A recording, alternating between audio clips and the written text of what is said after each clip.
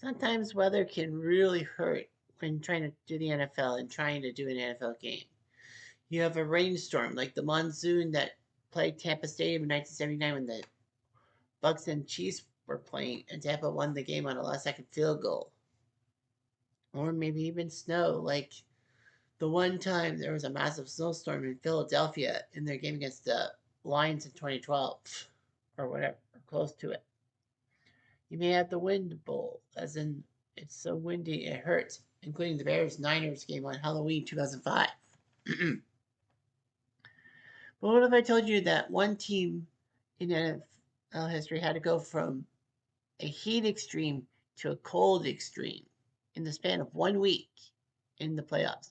And this team was pretty much the best team of an era to not even make the Super Bowl, much less win it. We're going to talk about the 1981 San Diego Superchargers in this video. So get ready. I said, are you ready?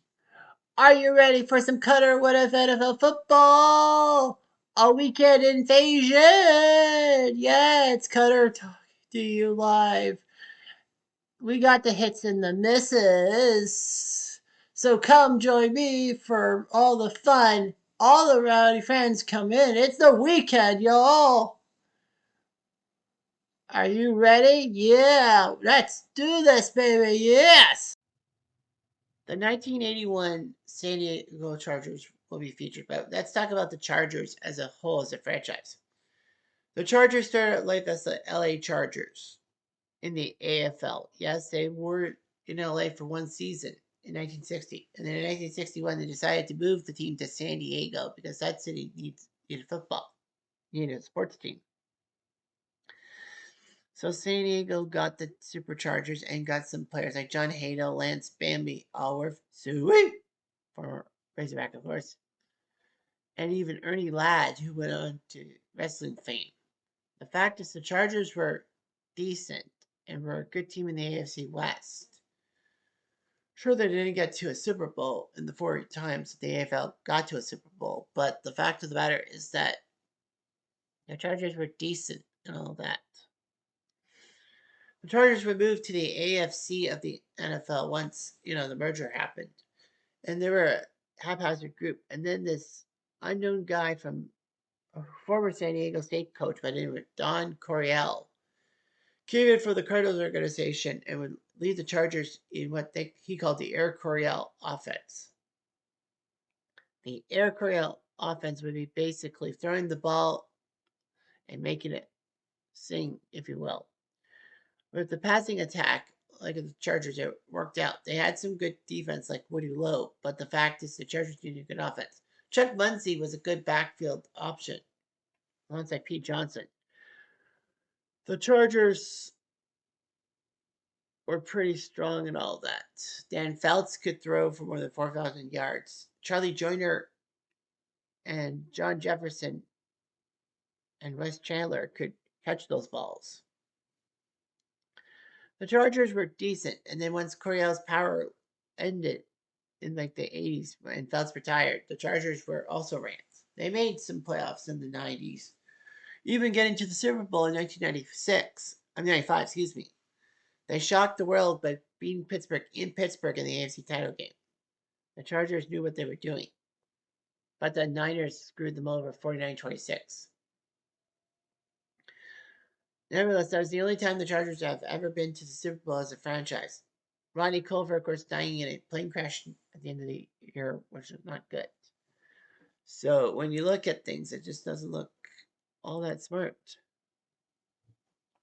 But the fact is that the Chargers picked up speed at quarterback. Stan Humphries was okay, and then he became Drew Brees, who is good and all that. But the Chargers got Philip Rivers. In the 2004 draft, the Chargers were actually picked number one, thanks to the immenseness of one Ryan Leaf, who ruined the Chargers franchise for years. But yeah, the Chargers had the number one pick and took Eli Manning, who was this polished quarterback and the son of Archie Manning, alongside the brother of Peyton Manning. But Eli did not want to go to San Diego. So the Giants picked him up, and then they traded their first round pick. That was ended up being Philip Rivers from NC State to San Diego.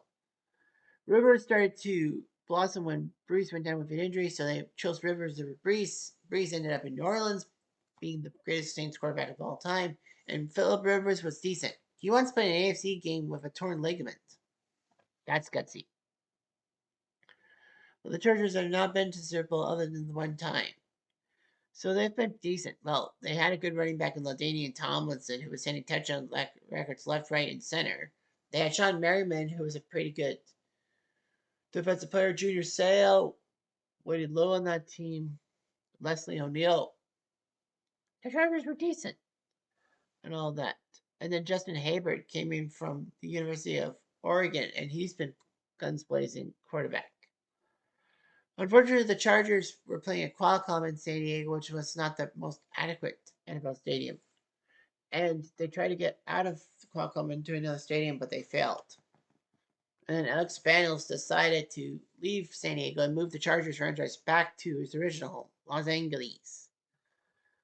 Moving out of San Diego and leaving that city without football is one thing, but the other thing is that they played in a converted soccer stadium. They only had like 30,000 seats, and it was built for soccer. It was built for LA Galaxy. So yeah, the Chargers had to play in a soccer style stadium for 3 years. And then, of course, things would get a lot worse for the Chargers franchise. But yeah, the Chargers have been decent making the playoffs with Jim Harbaugh at quarterback, but I mean, at head coach. But the fact of the matter is that the Chargers have to have a hill to climb. All right, so the 1981 San Diego Chargers. This was the 12th season in the NFL and 22nd overall. They're an American Football League team. They actually won 11 games the previous season and lost shockingly in the AFC title game to the Raiders that season. But they did win the AFC West, being 10-6. The Chargers lost one of their key wide receivers, John Jefferson, as he was disgruntled and he left for Green Bay, while Fred Dean would be traded from the Chargers to the eventual Super Bowl champion Niners. Fortunately, though, the Chargers had a plan. Les Chandler was brought in from New Orleans to replace Jefferson. Anyhow, Charlie Joyner, age 34, did have 1,100 plus reception yards. And Kellen Winslow was the main tight end who had 10 touchdown catches for over 75 yards. Dan Feltz put up 4,800 passing yards to average about 300 a game. And he looked pretty good. He only got sacked 19 times in 16 games, which was pretty impressive. Chuck Muncie enjoyed his best season, running for over 1,100 yards and 19 touchdowns. He actually had the NFL season record for most rushing touchdowns. James Brooks and John Cappelletti, the former Heisman Trophy winner, and yes, the guy who dedicated his Heisman to his younger brother Joey, who was fighting leukemia or something like that. It was huge. The offense was soaring to new heights, but the defense collapsed, becoming among the league's worst. The Chargers offense would have to bail the defense out. They were tough against the run, but against the pass, they conceded over 4,300 yards, which was an NFL record. But they did put up 23 interceptions, but they couldn't sack the quarterback. So, anyway, a lot of people said that they were one of the greatest teams now for the Super Bowl. Anyway, James Brooks was a first round pick from Auburn that year. So he did his job. Amos Lawrence, North Carolina, he was decent, but then he got to the NFL and just fell flat. P. Horahan, 7th round pick from Notre Dame, was also there. Nevertheless, Dan Feltz was the quarterback. Ed Lufer was the backup, if you must know. Hank Bauer, James Brooks, John Cappelletti, Chuck Williams, Muncie, a pretty good running back core. Wide receivers, the main ones were Chandler and Joyner. Tight end Pete Horahan behind Kellen Winslow. Offensive lineman Doug Lowood, Don Masek, Billy Shields, Russ Washington, Ed White, and Doug Wilkerson. With like Gary Johnson, Leroy Jones, Louis Kelcher, John Woodcock doing well on the D line. Linebackers being Lyndon King, Jim Lazovic, and Woody Little, and others. Defensive backs Billy Buchanan, Glenn Everett, and Mike Williams with Rob Bernarshka kicking and George Roberts punting.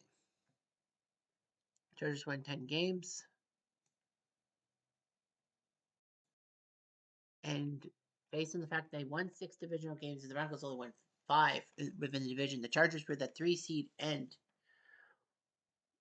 would move on. Now remember, this was the era where there was only one there were 2 wild cards, 4th and 5th, and there would be a wild card game, and the Broncos could not believe that they couldn't even get there with 10 wins. Nevertheless, they would play Miami in what they called the Epic in Miami. Well, later called that. Don Criqui and John Brody making the play-by-play stuff, which was the day after the 1981 Orange Bowl was played, because the Orange Bowl always was played on New Year's Day in the nightcap, if you will. The Chargers put up 24 quick points on the board as Bernard had a field goal, and then a terrible punt by the Dolphins, and Bernard and Chandler returned it 10-0. And then the Dolphins had the ball go off of them in the kickoff, but the Chargers knew it and stole the ball back. Chuck Muncie got a touchdown run, and then Felts to Brooks made it 24-0. Miami decided to change course from David Woodley and put Don Strock in. Well, they had a field goal, and then Strock to Joe Rose for a touchdown, and then Strock to Darrell Harris in the to end the second quarter, and then they shocked everyone by Harris laterally the ball to Tony Nathan like a backwards pass. Nathan made the play, and it was 24-17. Strock got a touchdown from Rose to make it 24-24. Chargers did strike back with a touchdown from Felts to Kellen Winslow, but then Strock to Bruce Hardy for a touchdown, 31-31. Tony Nathan made a touchdown to make it 38-31. The Chargers almost completely choked, but then they needed a touchdown from Felts to Brooks to tie the game at 38. Louis Von Schalman made a nice move and had a 43-yard field goal attempt, and it was blocked by Kellen Winslow of all people. So anyway, that was what they needed to do.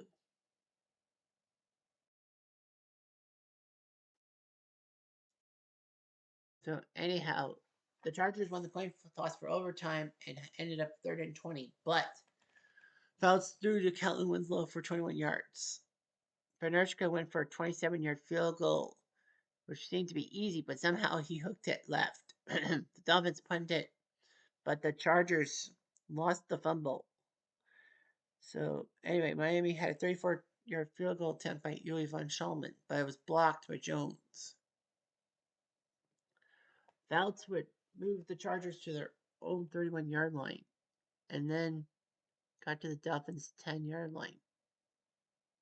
And with 1:08 left in the first overtime, Bernard Scott did hit his 29-yard field goal.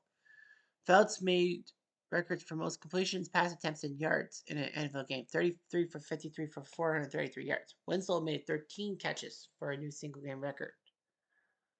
And all that. The Chargers knew what they were doing. All that. It was the Epic of Miami was played in 76-degree weather. Unfortunately, the Chargers would have to go 8 days later from one extreme to the other, from a heat extreme to a cold extreme, and the game time temperature was -9 Fahrenheit or -22 Celsius. Can you imagine? Anyway, the Bengals were the 1 seed. They beat the Bills in their divisional round game, and it looked good for the Bengals. They won 27-7. San Diego was not prepared for the cold weather, especially with the fact that, it was in Ohio where it's usually cold at this time. And San Diego's in California. But yeah, you could tell. The frigid conditions and strong winds helped the Bengals out. So the question on my mind is, what if the Chargers actually did somehow shock the Bengals and go to Super Bowl 16? So the game is at the Silver Dome. The 1981 Chargers and the 1981 Niners would face each other. Of course, we leave. Well, with the Chargers, we do the AFC playoffs, but we leave the NFC alone, and it would have been the Niners. So the Chargers got back to the Super Bowl, let's say, and they played the Niners. What would happen? Well, the Chargers kicked off to the Niners, and then on the Niners' second possession, they had a 12 play, 78-year drive, which helped a little bit of a penalty. But anyway, Montana made plays, and then at the 10, Patton got a touchdown to make it 7-0. Then that was Ricky Patton. Sanford up 7-0. The second quarter saw Vernershka kick a 25-yard field goal to make it 7-3, and then Rorschach kicked his own field goal to make it 10-3. Dan Phelps gets picked up by Dwight Hicks, and the Niners have a 10-3 lead after 2 quarters. The third quarter, Chandler made a play, but he lost the ball, and the Niners got it back, and it worked out. Ricky Patton got another touchdown, this time a catch in the end zone to make it 17-3. But the Chargers came back with an 8-play, 74-yard drive as Chuck Muncie, after a few plays, got a 13-yard touchdown up the middle. Make it 17-9. Who's Nicole? Rushing to the uprights.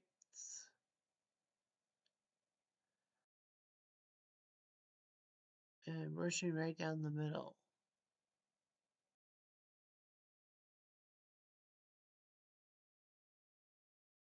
15 plays, 99 yards. So they were at their own 5. While they had a defense penalty and all that. The Chargers.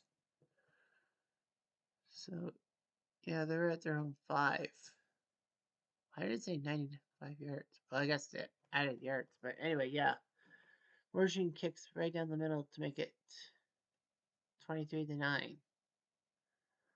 Unfortunately, Phelps can't do anything, so the Chargers would have got their butt handed to them. 23-9. Bernardshka missed the extra point. I didn't even realize that. But Joe Montana being player of the game. San Diego 5 for 12 on efficiency. San Fran 10 for 16. 193 passing for San Diego. 258 for San Fran. Muncie 55 yards running. Cooper 52. Montana 20 for 27. 276 and a touchdown. So he was going to run roughshod. Phelps would throw for 196 and an interception to Dwight Hicks. Bernardshka and Rushing all made field goals, and the Chargers would have gotten their butt handed to them by the Niners. So Air Coryell would not have gotten the Super Bowl, but at least they would have made the final. Anyhow, I'm Jeff Diamond to do.